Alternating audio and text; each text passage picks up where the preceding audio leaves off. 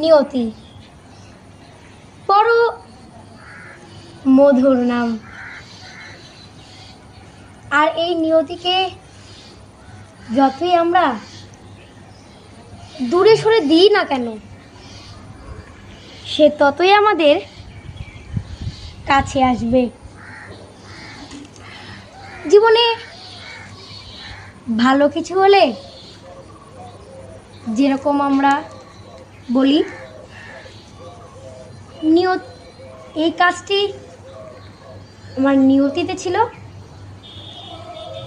সেরকমই খারাপ কিছু হলে নিয়তি আমার সাথ দেয় না। ভগবান আমাদের এই মানুষগুলো জন্ম দিয়েছে, কিন্তু নিয়তি দিয়ে পাঠায়নি।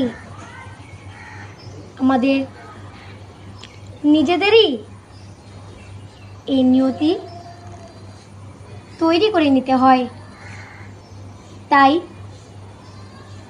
গীতাজ্ঞানী হলো নিয়তির একমাত্র পথ। রাধে রাধে।